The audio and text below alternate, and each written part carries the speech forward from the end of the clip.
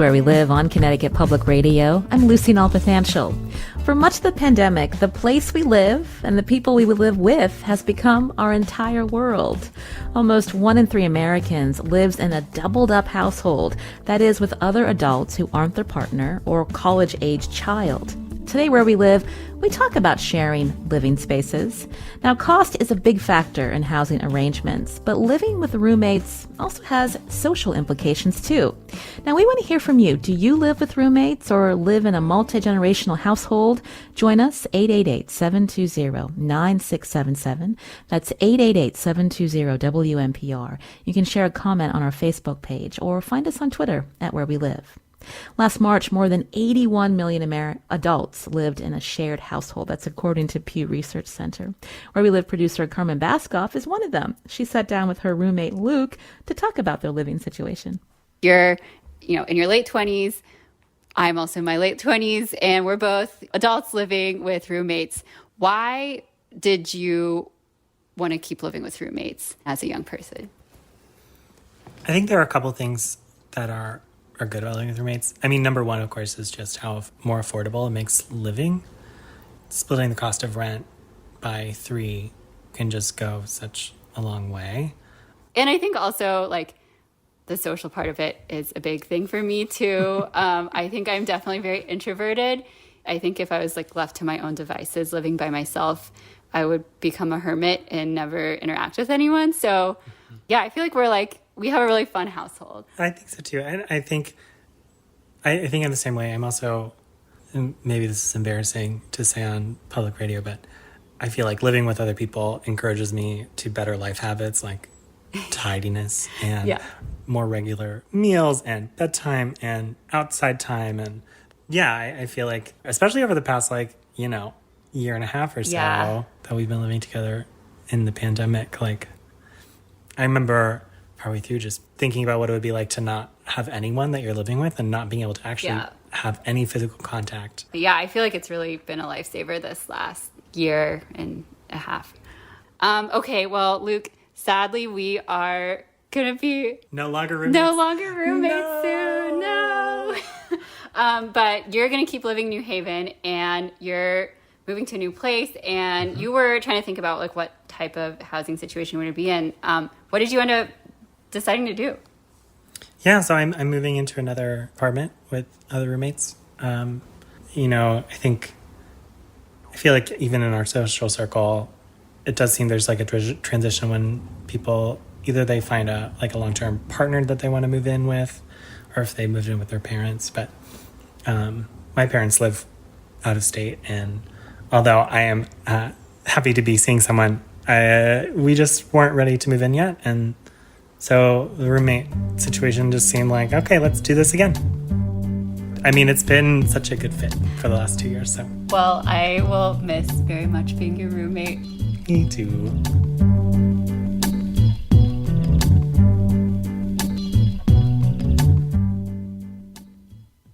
You're listening to Where We Live. They sound like they're pretty good roommates. We all have good roommate stories and bad roommate stories. But today we're talking about shared households and the trends that we're seeing.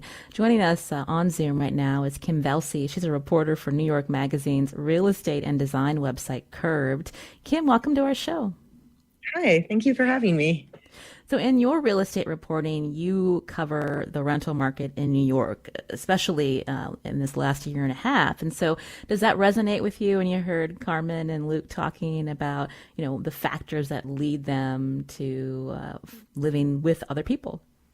Yes, definitely. I think when I started talking to people at the beginning of the pandemic, many people were sort of worried about having, people they didn't know coming into their spaces. But within a few months, the thing that I was hearing most was that people were looking for companionship with their roommates. It was one of the few sorts of relationships that you could have that felt very normal. And, I even heard from people who were moving in from studio apartments to live together because they were so lonely during the pandemic.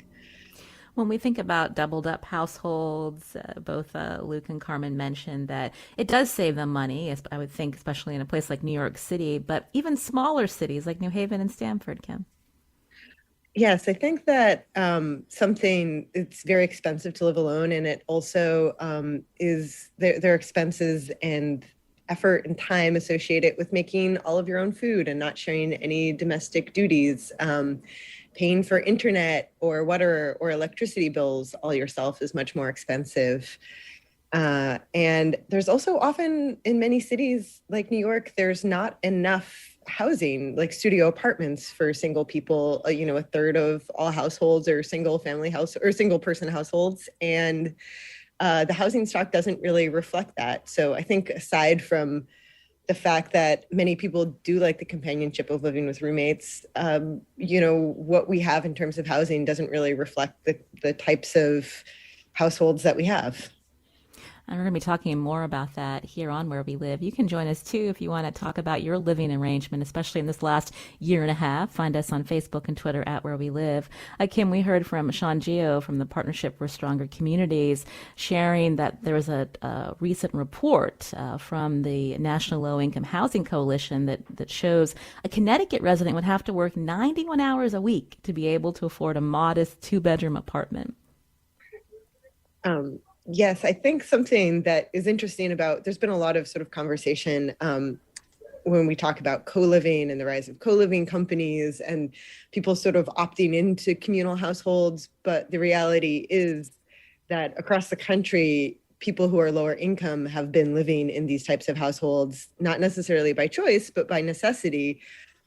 For a long time now. It's not necessarily the norm to be able to afford your own space. And you see a lot of people sharing spaces and multi-generational households in a lot of parts of the country, and increasingly everywhere because housing prices are sort of out of control, especially as we're coming out of the pandemic. For so long, we've heard how expensive it is to live in New York City, but in the pandemic, what did you see in the rental market in terms of cost, Kim? Well, I think at first it came down and people were able to get some deals. I did hear from people who, were able to make the move from Brooklyn to Manhattan or find better apartments or sort of move into a neighborhood that they'd long sort of, wanted to take up residence in.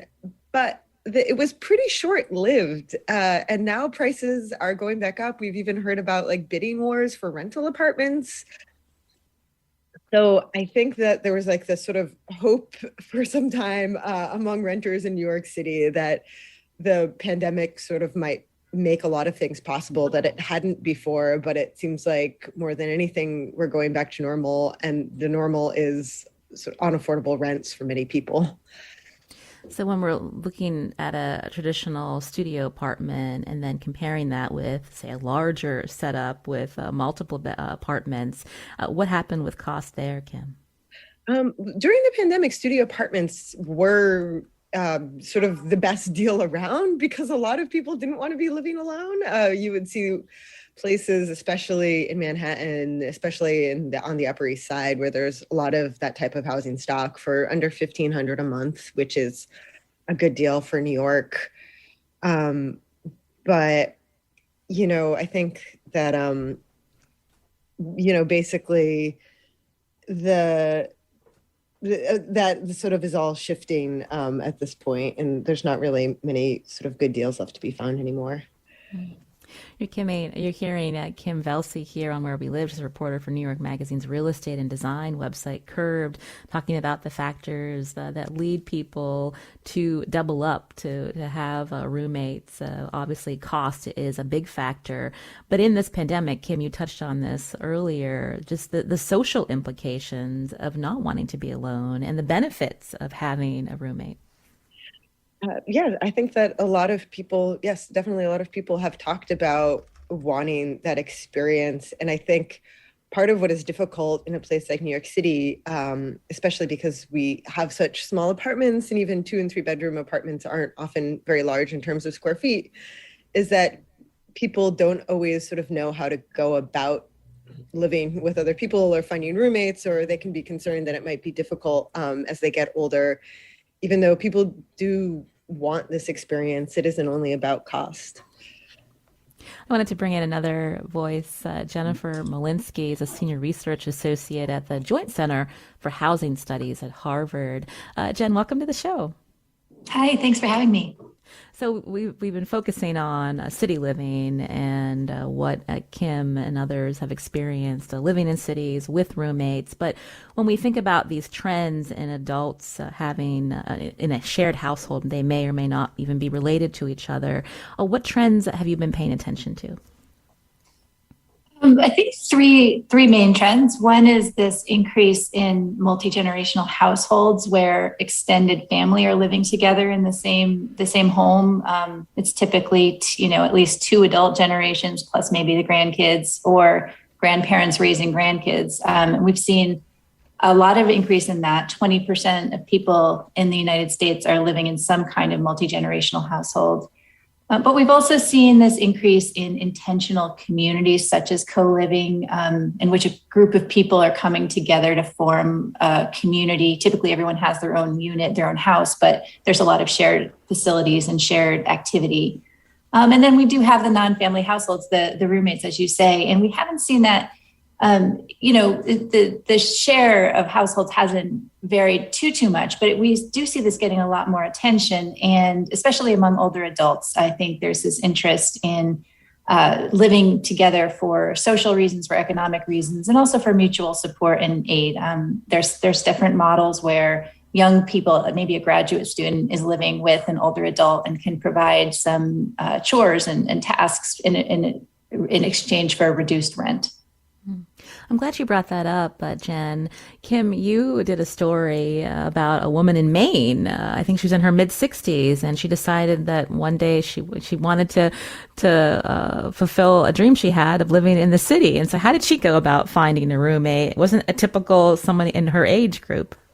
Right. So she realized that she rented her house in Maine, and she had always wanted to move to New York. She realized she couldn't afford to live alone, and I think many of her family members and friends were sort of doubtful that she would have an easy time finding a roommate because of her age. But she went on Listeen's project, and she was able to find someone who she really connected with. They both sort of did their own thing a lot of the time in the apartment. They weren't spending every second together.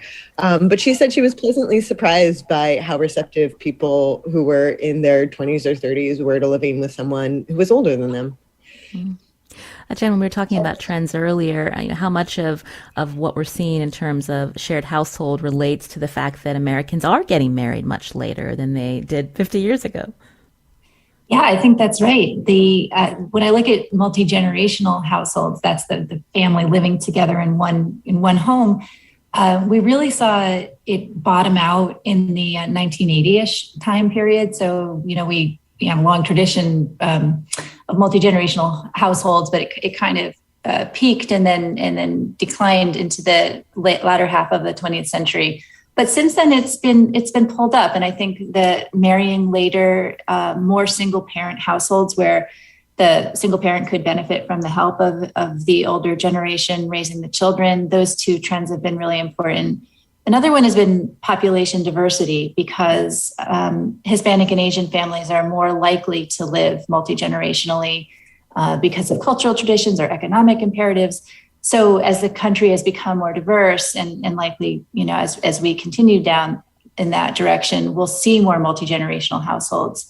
And then, of course, economics. We saw a lot of multi-generational households form during the recession. But it's interesting because coming out of the recession, that growth has slowed, but it's still on an upward trajectory. We're still seeing more and more people of the same family deciding to live together. And I think it'll be really interesting to see what happens post-pandemic, if that changed the equation about where older people want to live or where our younger people hope their parents might live in older age. When we're talking about older Americans, Jen, this question of them living longer and thinking about, suitable housing for them, the idea that, as people age, like maybe assisted living isn't what they want, but they still want to be part of a community. And so does it spur the question for all of us about, how we live with these multiple generations and not, thinking that there's a particular type of housing that's right for them? Yeah, I very much agree. I think, the fastest growing age group in this country is those 80 and over. And that's also the group that's most likely to live alone. 57% of people over 80 live alone. So I think it's, for some people that may be a choice and a preference. For others, though, it may be something that they would prefer not to do. So I think it's really important that we have these options of intentional communities or living with family or living with roommates. I think it just, there's no one size fits all solution. So we need to support all of these options. Something else that's interesting before the pandemic, we heard from, about older Americans and the idea that living alone is not good for their health and general well-being. And then we find out in a pandemic, it's not good for any of us, Jen. Right. And just this idea about, what makes a community and the importance of companionship. Where you're located, are you seeing towns and neighborhoods thinking about this more thoughtfully?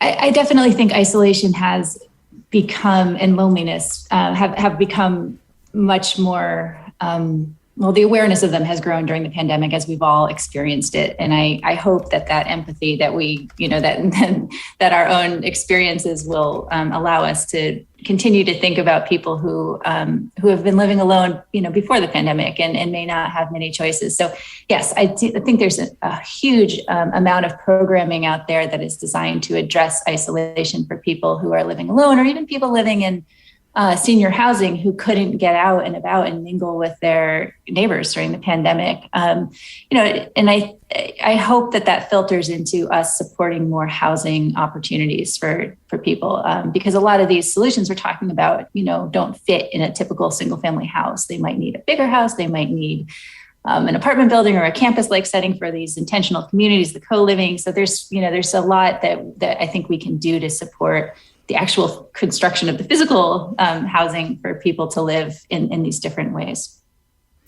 And how all that relates to zoning in local towns and cities. We're going to be talking about that coming up here on Where We Live. But my guest right now, Jennifer Molinsky, a senior research associate at the Joint Center for Housing Studies at Harvard, and Kim Velsey, she's a reporter for New York Magazine's real estate and design website, Curbed. We'll continue talking right after the break, and we want to hear from you. You can join us. Find us on Facebook and Twitter at Where We Live.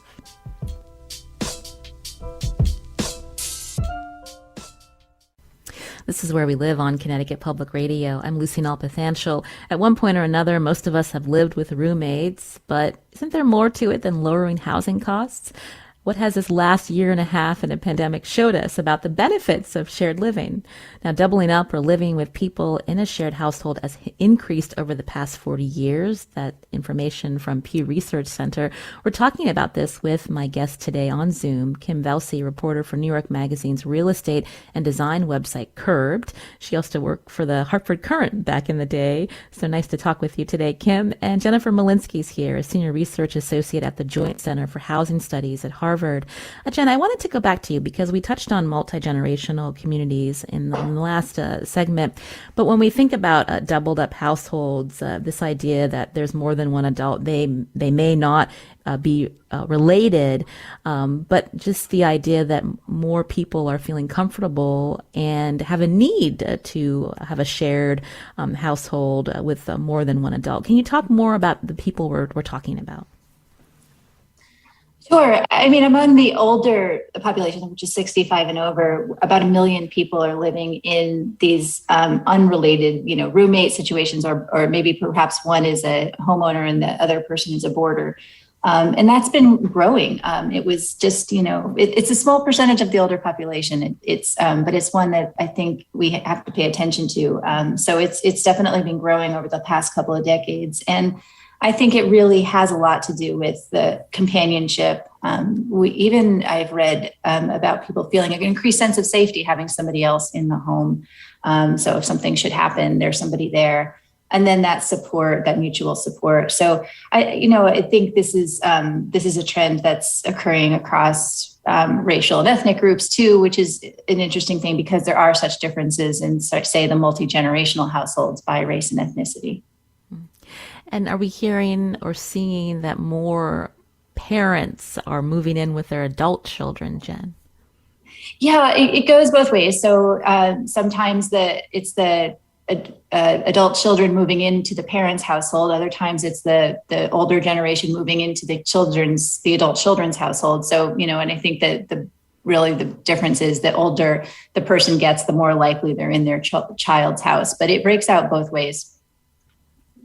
When I moved to Connecticut, the first time we were looking to buy a home, there were a few places that advertised, we have in-law apartments. And I never actually really heard of that before. Can you talk about that type of housing, the fact that you could have, a part of your home that may be for your mom or dad, that they still need some space, from your rowdy family and your young kids?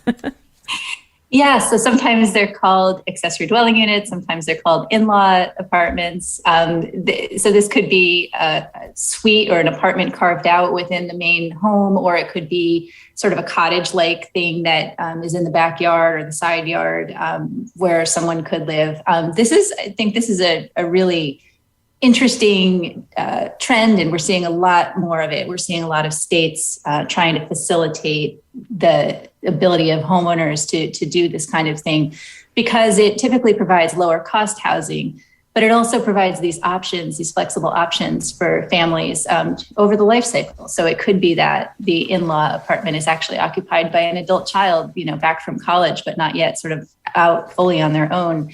It could be for in-laws. It could be for a caregiver. So definitely something that we're watching, that a lot of communities and states, as I said, are thinking about how to change zoning laws to facilitate these, because they really are important on so many fronts.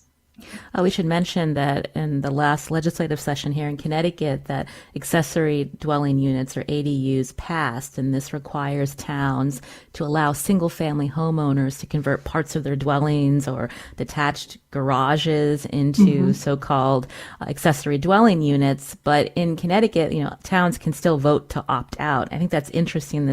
What we've seen is tension in communities that, don't want to move away from that single-family neighborhood.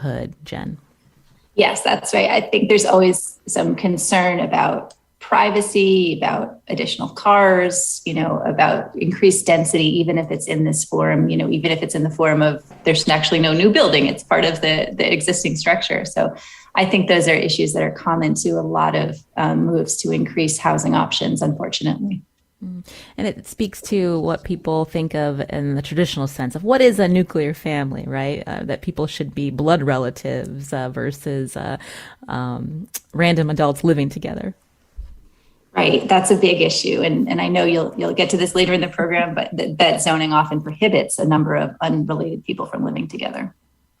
Kim Velsey, you're still with us, and I wanted to go back to you because we just mentioned briefly about co-living. You've written a lot about these trends, and how is that different from what we're seeing in traditional communities that have places where people can rent and have roommates?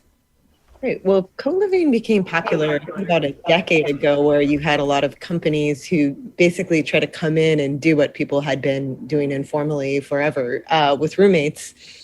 And they, sort of basically package together the rooms with like other services like housekeeping and household supplies that are supposed to sort of take the tension out of the roommate relationship.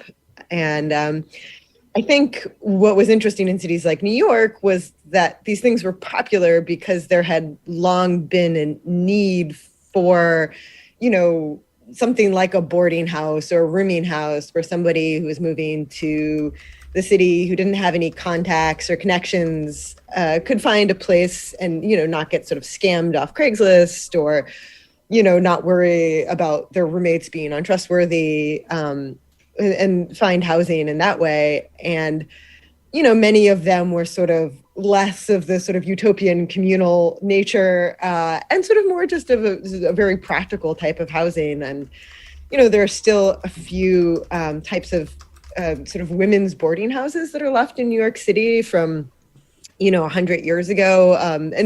I feel like in many ways, these new co-living spaces sort of were offering the same service as those where, it was, you don't know anyone, here's a safe way you can sort of move to New York City. That's interesting. Jen, you've looked at co-living outside cities. What have you found? Right. So I think there's also this form of co-living that is created by the actual residents. So people coming together to form this community, where there may be something that ties people together, such as a desire to live in an eco-friendly way, or a desire to have multi-generational or intergenerational experiences. And so there's sort of a goal or a mission of the community. And we've definitely seen these picking up in the United States. There's a lot of models in Europe, and they're of great interest to people who are studying aging, because, these are reaching out to a lot of older people who want to live on their own, but in community. So there's a little bit of both. It's interesting when people hear about co-living or intentional communities, they might have in their minds, back in the 60s, no disrespect to anyone, but this idea of of hippies living together. But now it's that definition is changing. Well, yeah, I think the communities vary so much. We're doing some research now looking at multi-generational intentional communities in Germany, where there's some public support for these things, and they're very different. The ones that we've seen, the building is entirely different. One is in an old school, one is in, a rehab department, one is in a completely slick, modern new building. And so the feel of them are different. The things that draw people together are different. So I think, you probably could find some that hark back to the 60s, but you'll find a lot that, speak to other interests and other kind of communities as well. There's also an intentional community, I believe, in Western Mass that you could talk about. Could you tell us how that one works? Yeah, the Treehouse community is a really interesting one, in which it was created to support families adopting children out of the foster care system. So the community is comprised of the families, the kids, and older adults who live in their own apartments, usually lower cost housing, but they're there to provide support to those families. So it really is a village raising the kids. And there's a ton of community activities, and people are really invested in each other's lives. So that's a really interesting one. There's also different models of housing for grandparents raising grandchildren, because the needs of that population is a bit different, and older adults have certain needs, as do kids. And so bringing together some supports for all those people in one building is another trend we're seeing. We wanted to hear from our listeners about shared housing arrangements. Eliana is calling in. Eliana, what's been your experience? Eliana, can you hear us? I can now. Yes. Hello. Yes. Hello. So what's been your experience with shared living? What's been your experience with shared living? Great. Yeah. Thanks for the question. So I live in Washington, D.C., and I've lived here for about 8 years in cooperative living situations, anywhere from 4 to 13 people. And I actually recently just bought a house, just this week, actually. And I'm looking to have a cooperative living situation there, me and my partner and a few other roommates. And I'm just reflecting on my experiences actually trying to find a house for a number of unrelated people. And we tried several times when we first moved into the house that we live in now, encountering landlords who were skeptical of a group of people who were unrelated. And even when I was looking to buy homeowners insurance for my new house, I was told that I would need a different type of homeowners insurance policy if I were to have people living in the house who are not related to me. And so my question is, I would love to hear folks reflect more on some of the barriers to, I guess, what people have called sort of non-traditional group living settings in cities, and maybe some of the places that are looking to sort of dismantle those. And yeah, I'm thinking about in a home, we share a kitchen, we share a common space, and we each have our own bedroom. But I know that there's some places that really, some of the systems are not really set up to put up with that, I guess. So would love to hear some reflections about that. Yes, and thank you, Eliana. It's actually a good transition because we wanted to bring up a case that happened in the West End of Hartford. Kim, you know about this. This was, as Eliana mentioned, a group of families, no one related and outside of the families, but they wanted to live together. And there were some issues within the city of Hartford where they were told that they couldn't do that.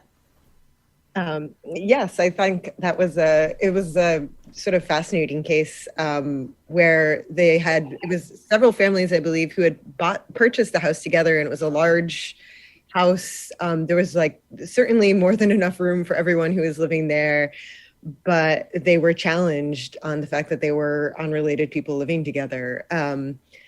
And I think one of the things that's complicated is that, you know, often when you're sort of outside of cities, neighbors and town zonings, they challenge, you know, people sharing a house. And then, you know, when you sort of go within cities, housing prices are often so expensive that people can't afford to do something like that. So in like New York, it would be very difficult to buy a townhouse with, you know, several other families, where it wouldn't be as, you know, challenging. Your neighbors wouldn't be as likely to complain. But it's definitely difficult to set up these households, I think. And, you know, personally living in New York, I lived with roommates for years, and I've wondered, you know, if there was any way to find a situation like that again. And it's very difficult. I don't know how you would do it here.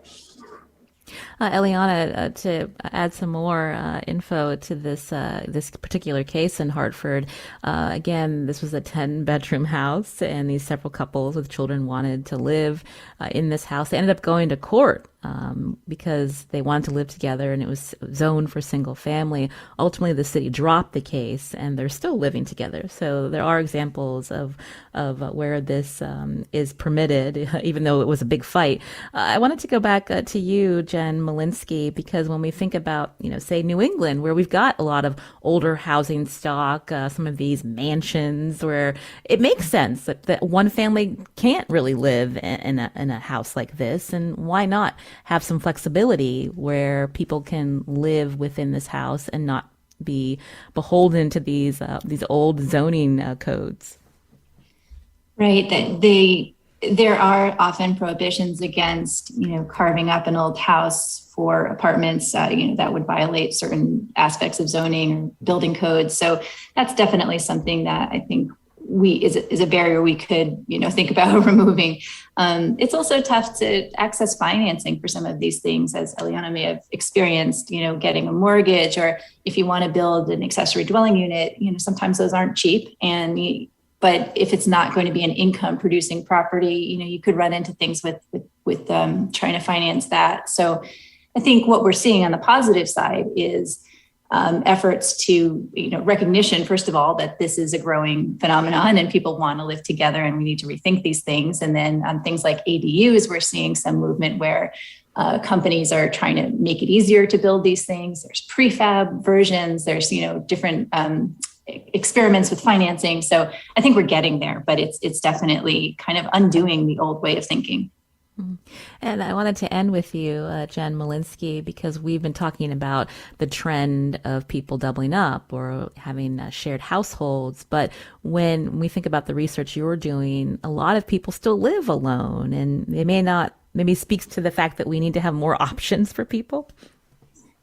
Absolutely. I think, you know, the biggest group, as I said, of older adults are those that live alone. And it's a big category across all age groups for sure. So I think, as I said before, for many people, this is a preference, but for many, it may not be. And so I just think what we've been talking about here is housing that needs to be more flexible. We might need flexible floor plans or accessory dwelling units. We might need to think about those big old houses.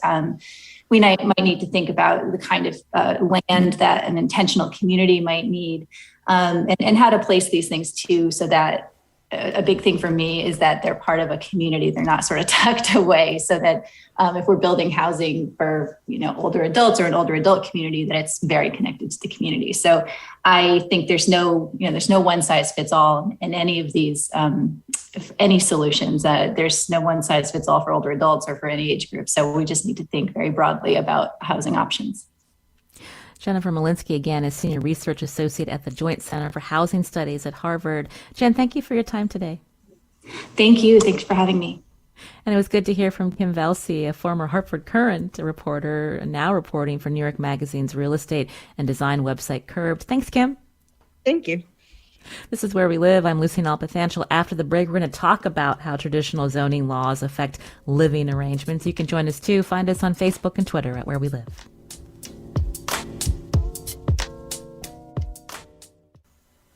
You're listening to Where We Live on Connecticut Public Radio. Joining us now on Zoom is Devin Michelle Bunten, Assistant Professor of Urban Economics and Housing at MIT. Devin, welcome to our show. Thank you. It's great to be here. So we've been talking about what leads people to share living spaces and the types of arrangements, but we've got to talk about housing. And so can you give us a little history of when single-family zoning laws first started appearing?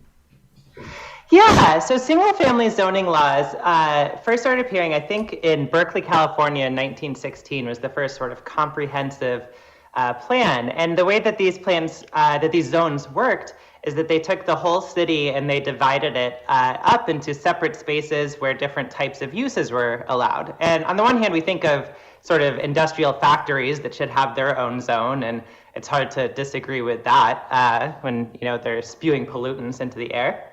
But there are also separate residential zones for apartments, and then single-family homes zones. And the single-family zones are spaces where you can only have one home per lot, and you cannot build even a duplex or a New England, a triple-decker. You can't build anything like that, just a single-family zone. Mm-hmm. And before single-family zones really became popular, they're preceded by racial zoning laws, Devin? Yes, that's right. So a little bit earlier, in 1911, the first racial zoning laws came into being in places like Louisville, Baltimore, and a large number of other cities, mostly in the South, had laws that in one way or another declared that a particular block or part of the city was only available to Black families or only available to white families.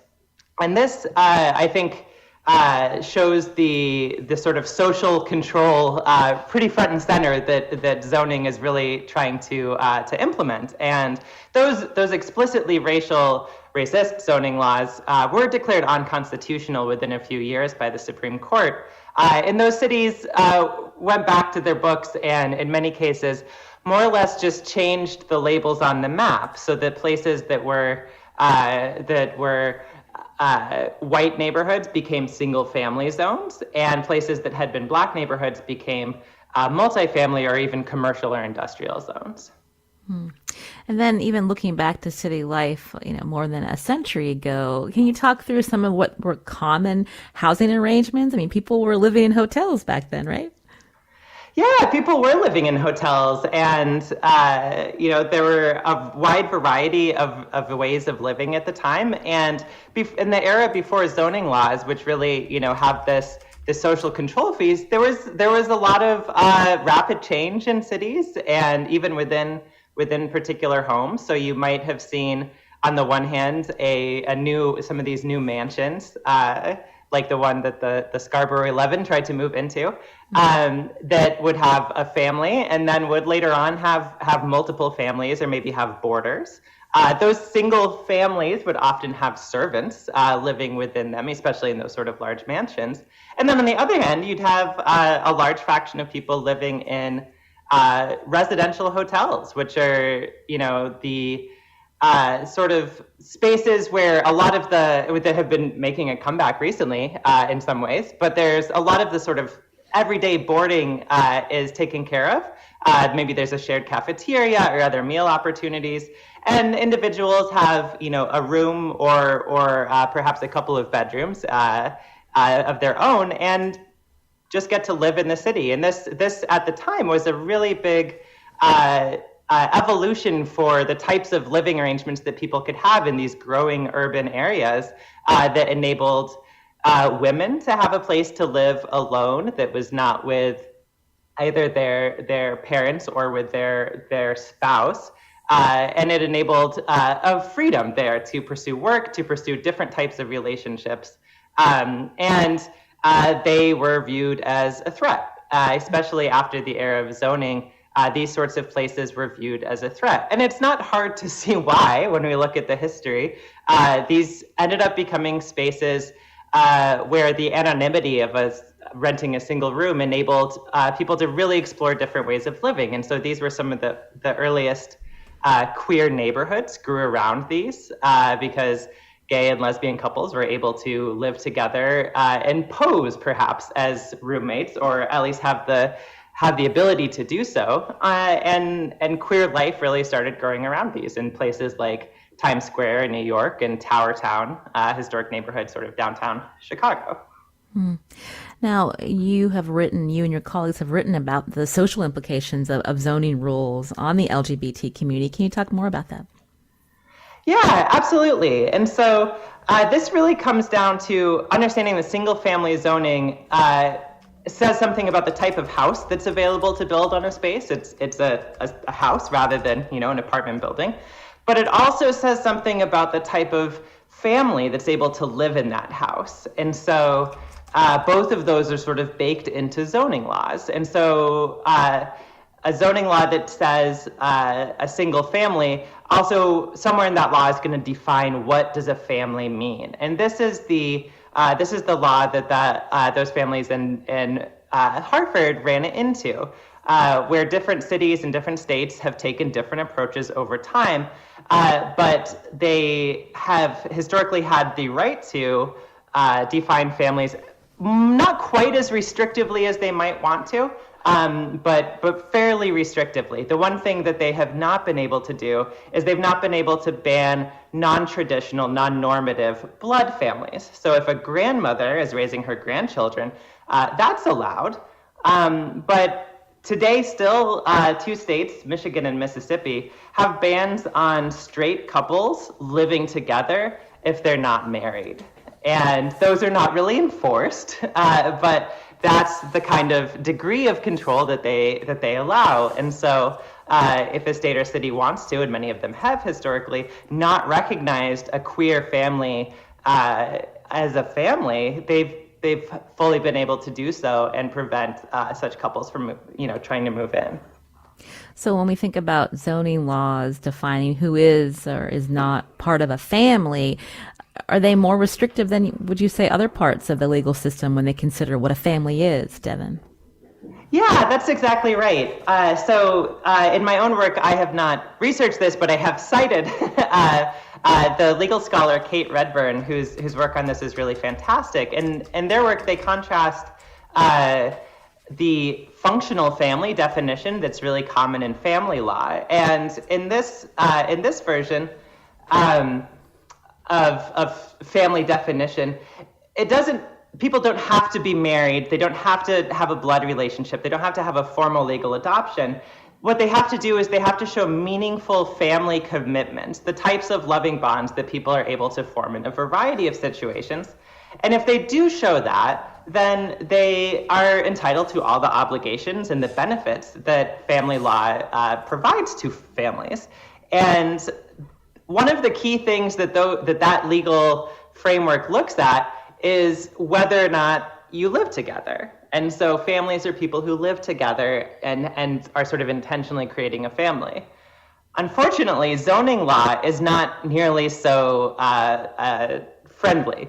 Zoning law has stuck with the formal family definition, where it's spelled out pretty specifically that things like a family is a married couple living with children or other blood relatives. And so many states across the country, many communities across the country have laws that say only two unrelated people can live together, or maybe only three. And, so many of us have broken these laws. I've broken these laws. I first got learning about housing policy in Boulder, Colorado, when I lived with four people. And two of them were dating, and they shared a room, but they weren't married yet. And so we were living illegally at the time. I think that we had a cover story that me and the other brunette were sisters, but it never came up in the end, but it could have, and we would have, been subject to eviction because of the types of our relationship statuses. You mentioned earlier, Kate's research, the idea of a functional family versus a formal family. But before we run out of time, when we talk about queerness, the idea of chosen families or found families. Yeah, that's right. So I think that this issue of formal zoning is one that cuts across a variety of different communities, and I think Kim and Jen have detailed some of the different ways that this shows up for different people with different commitments. For queer people and trans people, it's something that's particularly common. because we are much more much more likely to end up having conflict with our birth families, with our formal families, because many of them are not interested in loving us the way that we are. And so you see this show up in queer and teen youth who are much more likely to be homeless than straight youth. And that sort of family estrangement continues to be common. And so it's far more likely, but definitely more likely that queer and trans people are going to be looking for those connections outside of formal families and are going to be disproportionately affected by the types of laws that prohibit or that make it difficult to use a functional family as your family, in some neighborhoods and in some cities. Connecticut's often called the land of steady habits, but when we're thinking about zoning and the fact that, a lot more, there should be more different housing arrangements permitted, Devin, do you see any movement, any models where neighborhoods or communities are uncoupling this definition of family from residential limits? Yeah, so there are, I think, 4 states. I think California and New York among them. Maybe not Connecticut yet, though. California, New York, New Jersey, and Michigan that have these sorts of families are by definition brought into the fold. That, if you're a single housekeeping unit, I think is the definition California uses, where the Scarborough 11 would certainly qualify. That's the whole point, is to be able to live together, cook together, clean together, have life together. Then you're allowed. And so there are 4 states where that's explicitly allowed. And they have not chose to ban it. And, Connecticut, in giving up the fight against the Scarborough 11, has, hopefully started to take a step down that direction. And I think that, that Kate's work, they really show how natural this evolution really is, that so much of state and federal law is really about supporting these sorts of functional families. And so it's just hopefully a matter of time before zoning law comes along. We'll see here in Connecticut, but really interesting conversation with you. Devin Michelle Bunten, Assistant Professor of Urban Economics and Housing at MIT. Thank you for your time. Thank you. This is Where We Live. I'm Lucy Nalpathanchel. Today's show produced by Carmen Baskoff.